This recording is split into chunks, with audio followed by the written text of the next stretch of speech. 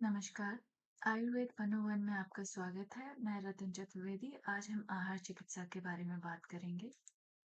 आयुर्वेद प्रकृति के अनुसार, शारीरिक दोष के अनुसार, मानसिक गुणों के अनुसार और ऋतुओं के अनुसार भोजन करने की सलाह देता है।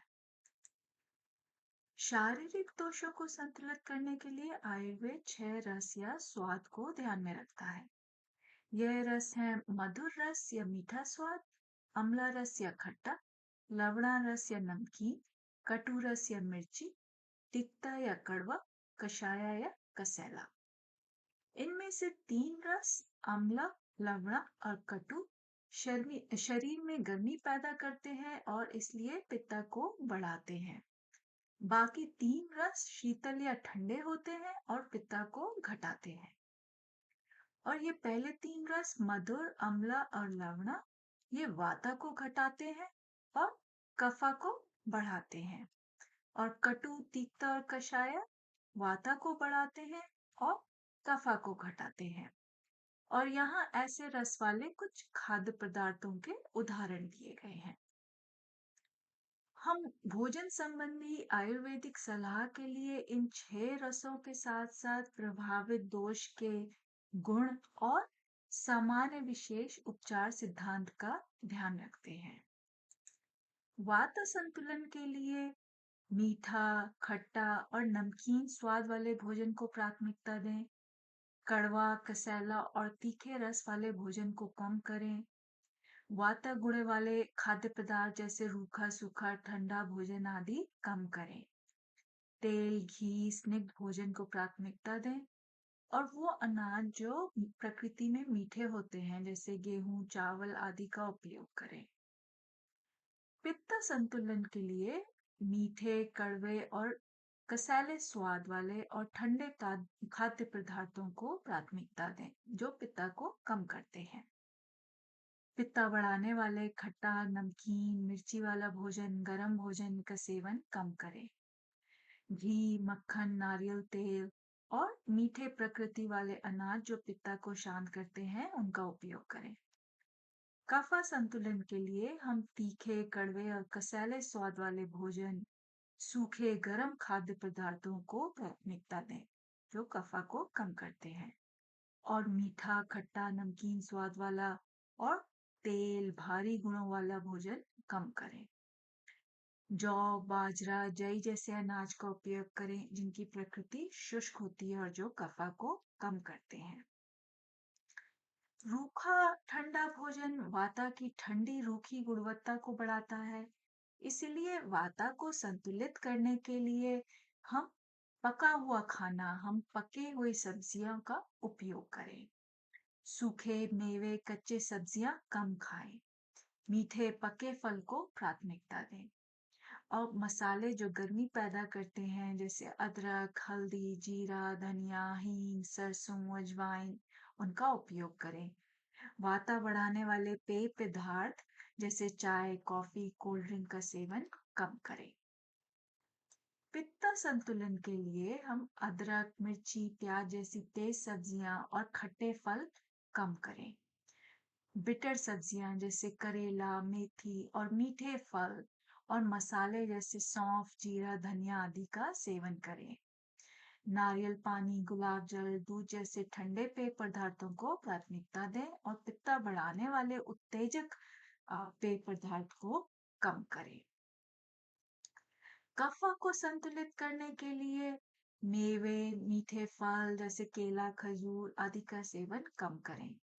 तीखी, कड़वी सब्जियां, हरी सब्जियां, गरम मसालों इनका प्रयोग करें। गरम पानी पिएं, ठंडे पेय पदार्थों को कम लें। आयुर्वेद मानसिक गुण, सत्व, रजस और तमस को संतुलित करने के लिए भी आहार के बारे में बात करता है। सात्विक भोजन वह है जो शुद्ध, मीठा और आसानी से पचता है। सात्विक भोजन स्पष्टता और संतुष्टि पैदा करता है और आध्यात्मिक विकास में मदद करता है जैसे अनाज, दूध, घी, ताजे फल, शहद, केसर, बादाम इत्यादि। राजसिक भोजन वह है जो तीखा उत्तेजक होता है, शरीर में इच्छा, गति, ऊर्जा, एनर्जी को बढ़ाता है। इसलिए सभी प्रकार के वाता और पित्ता बढ़ाने वाले खाद्य पदार्थ जैसे गरम मसालेदार खाना, मांस, मछली, शराब आदि सभी राजसिक खाद्य पदार्थ हैं। और तामसिक भोजन वह है जो शरीर और मन में सुस्तीपन, भारीपन पैदा करे, इंद्रियों को सुस्त करे। तला हुआ खाना, भारी खाना, बासा खाना, पनीर, मशरूम, मांस ये सब तामसिक भोजन है। तो इस तरह से भोजन हमारे विचारों, भावनाओं और व्यवहार को संतुलित करने में भी मदद कर सकता है। आयुर्वेद मौसम के अनुसार भी अपने आहार को एडजस्ट करने की मदद करता है। जैसे कि बसंत ऋतु में कफ दोष की बढ़ोतरी होती है, इसलिए कफ को संतुलित करने वाला भोजन करें। गर्मियों में पित्ता बढ़ता है, तो पित्ता को संतुलित करने वाला भोजन करें। और शरद ऋतु में वाता दोष की बढ़ोतरी है, तो वाता को संतुलित वाला भोजन लें। सर्दियों में वात और कफ दोनों ही बढ़ता है, पर आयुर्वेद कहता है कि यही वो मौसम है जब हमारी पाचन अग्नि सबसे मजबूत होती है। इसलिए भारी भोजन का सेवन इस मौसम में किया जा सकता है। अब आयुर्वेद सिर्फ भोजन के बारे में नहीं, बल्कि अनाज उगाने से लेकर उसको खाने के तरीके के बारे में भी विस्तार से वर्णन करता है। आयुर्वेद में बताया गया है कि भोजन कैसे तैयार किया जाए, कैसे खाया जाए, कब खाया जाए और कई ऐसे कारक जो कि पाचन और स्वास्थ्य को प्रभावित करते हैं।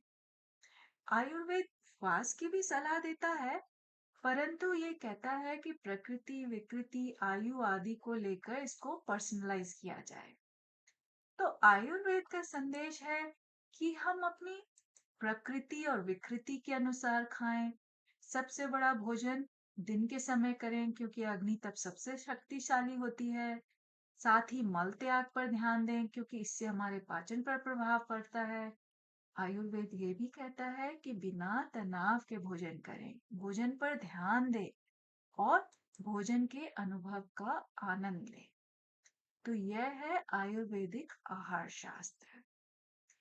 अब हम आयुर्वेद में उपयोग होने वाले कुछ आम खाद्य पदार्थ जिनसे दोष संतुलित होते हैं उनके बारे में बात करेंगे। जैसे गर्म पानी, ये आमा और कफा को कम करने के लिए अच्छा है। CCFT, जीरा, धनिया, सौंफ, चाय ये तीन दोषों को संतुलित करती है और पाचन में सुधार लाती है। खिचड़ी हल्का भोजन है और तीनों दोषों को संतुलित करता है। शहद पित्त और कफा संतुलन के लिए अच्छा है। गाय का दूध वाता और पित्ता के लिए अच्छा है। घी वाता और पित्ता संतुलन के लिए विशेष रूप से अच्छा है। तो आपने देखा कि आयुर्वेद किस प्रकार से भोजन का उपयोग करके दोषों को संतुलित करता है और स्वास्थ्य बनाता है। तो ये है आयुर्वेदिक आहार चिकित्सा। सुनने के लिए धन्यवाद।